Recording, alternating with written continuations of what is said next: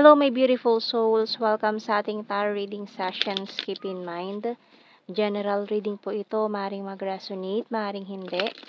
Kunin na lang po kung para sa inyo and leave the rest.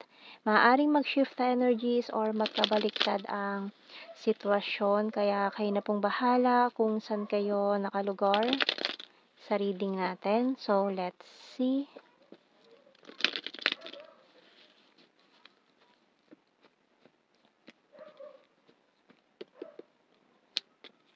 So, we have here the Five of Cups and the Empress, the Sun, and the High Priest,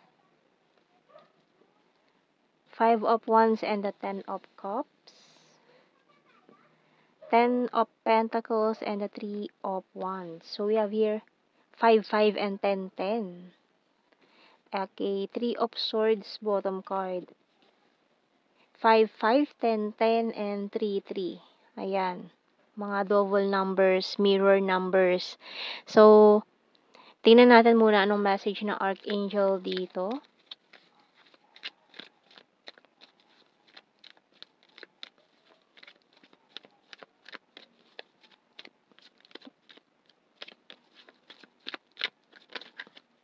So, we have here Career Transition by Archangel Chamuel. Your life purpose is triggering a blessed career change. So, for some of you, parang may nag-change ng career or nag-iisip-isip mag-change ng career or kung may opportunity sa inyo na isang trabaho na malayo, maaring pinag-iisipan nyo pa kung kukunin nyo ba ito. Pero mukhang very promising tong opportunity na ito with the 10 of Cups, 10 of Pentacles natin dito. So, for some of you, parang may painful experience kayo na gustong kalimutan. Kaya mukhang tatanggapin nyo itong offer na to kasi inisip nyo baka makatulong ito sa paglimot nyo sa isang painful experience from the past na nag-cause ng sleepless nights. Iniyakan nyo to ng sobra ang talagang it hurts no so badly with this Three of Swords natin dito. So, tingnan natin, we have here Tide. So, mukhang matagal kayo natali sa isang sitwasyon na you are not happy or sa isang manipulative person with this mask, wearing a mask na iniisip mo na ito na yung the one pero hindi naman pala. So, mukhang nalak ka dun sa ganun sitwasyon. Pero ngayon, ito na yung pagkakataon mo. This is your chance para hanapin yung talagang happiness mo with the with the Sun card natin dito. So, with this magnifying glass, hanapin mo yun, no? Hanapin mo yun talagang para sa'yo kasi yung happiness mo.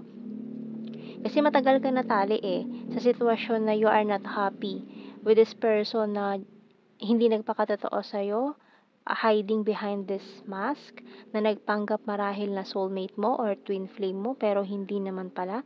Kinulong ka lang niya sa ilusyon niya. So, mukhang minanipula ka nitong taong ito. Pinaniwala ka niya sa lahat ng mga kasinungalingan niya. And bottom card is perfume. So, kung itong new opportunity na ito ay sa tingin mo malaki ang may tutulong sa'yo, maaring ito ay go signal for you na tanggapin mo itong offer na to. So, mukhang yun na magiging hudyat para makalaya ka sa sitwasyon na hindi mo naman ginusto or sa ganitong klase ng sitwasyon na parang napilitan ka or no choice para sa'yo. So, you're so sexy. I miss you so much. Can we start again? And stubborn but practical. So, maring for some of you, itong taong ito ay, syempre, hindi kanya, ayaw kanyang bitawan Kaya gusto niya pa mag-start again kayo nitong taong ito, itong manipulative person na to. Hindi siya papayag na makawala ka sa kanya, sa hawla na ginawa niya para sa'yo. Kasi kinukulong ka nitong taong to. Ayaw niya maging malaya ka. Ayan, ayaw niya maging malaya ka. Kaya it's your choice. It's about time na palayain mo yung sarili mo sa ganitong klaseng sitwasyon. You're my happy pill. Hanapin mo yon yung happy pill mo waiting for you powerful and disciplined, and we're compatible to each other. So, itong taong para sa'yo, maaaring naghihintay lang siya doon sa lugar na yon or doon kayo mag-meet nung taong ito na paparating para sa'yo. Doon sa lugar na yun na pupuntahan mo. And I can't let you go. So, ayan na nga, hindi ka kayang bitawan nitong manipulative person na to, nitong narcissistic person na to. Ayaw niyang mawala ka sa kanya. Kasi maaaring malaki ang benefit na nakukuha niya sa'yo. Kaya ayaw kanyang bitawan. So, tingnan natin. More messages natin dito. Pero decision mo pa rin ang mananaig. So, we have here, I wonder if you're happy without me. Kasi iniisip niya hindi ka magiging masaya. Or parang dinidiscourage ka nitong taong ito na wag mong kunin yung opportunity na yon, wag kang mag-try, wag kang mag-take ng risk para sa pangarap mo. Parang dinidiscourage ka niya to do that, to reach your goals, to reach your dreams. Parang gusto niya hanggang dito ka lang, ayaw niya mag-expand ka, ganyan. So, I want to be more than friends. We both know I'm not the one for you. Can't stop thinking about you. I'm grateful for the spiritual lesson. I'm becoming a better person. So, sasabihin pa niya sa'yo na magiging ano na siya, mas mabuti na, ganyan. So, mamanipulate ka na naman nitong taong ito. And I know I was a distraction from your pain. I want to tell you how I feel.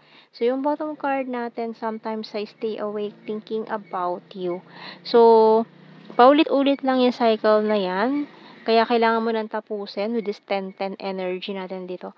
Kailangan nang tapusin yung mga conflicts na yan with this 5 of Cups, 5 of Wands natin dito. And with this 3 of Wands and 3 of Swords natin dito, it's about time na putulin mo na, no? Putulin mo na itong cause ng hardship mo kasi itong taong ito na pilit kang minamanipula para sa sarili niyang interest, hindi ka talaga mag-grow sa ganyang klase ng tao. Piliin mo maging malaya, no?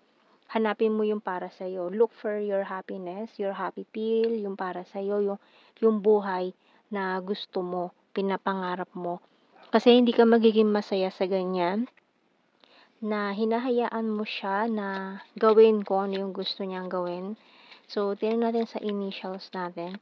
Nahahayaan mo na i-manipulate ka ng ganyang tao.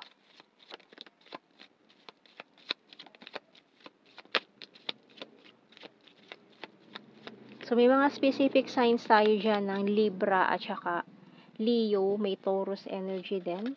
So, mga initials natin, B, K, X, W, S, N.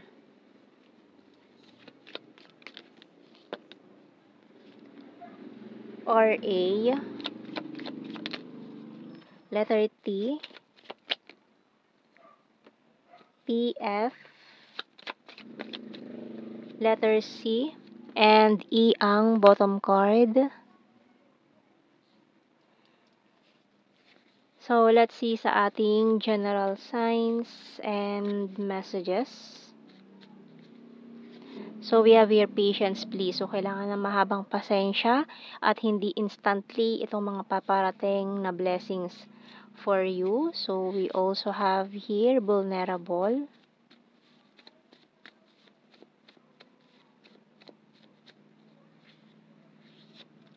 Neighbor. Air sign, Gemini, Libra, Aquarius, and another Libra. Ayan, no? Nagpapanggap lang siya na siya ay iyong karamay sa buhay or siya lang yung meron ka, pinamumukha niya yan sa'yo. Or maaari yung mga nagawa niya sa'yo ay inaano niya parang may utang na loob ka sa kanya na kailangan mong bayaran, ganyan. Kaya parang ayaw niya na bitawan ka, ayaw niya pakawalan ka. Kasi marami siyang naipundar sa'yo, kumbaga ginawa kang investment. Yung ginawa niya sa'yo kasi hindi yan act of love, parang ginawa niya yon as investment. Ganyan. Kaya ayaw kanyang pakawalan, gusto kanya ikaw ang gamitin sa kanyang mga financial needs. We have here sarcastic, number 4, confusing, number 8, eye contact, cup is water sign, Cancer, Scorpio, Pisces, and another 10-10, ayan, chaser. So, habulin mo kung ano yung happiness mo. No, wag mo nang hayaan na i-manipulate ka ng ganitong klase ng tao. So, it's about time tapusin mo na itong paghihirap mo dito sa taong ito. Natakasan mo na yan, malaya ka na, so go for it, reach for your goals, your happiness. So, yan ang ating reading, my beautiful souls. Thank you for watching, take care, and God bless. See you in our next reading, guys. Bye-bye.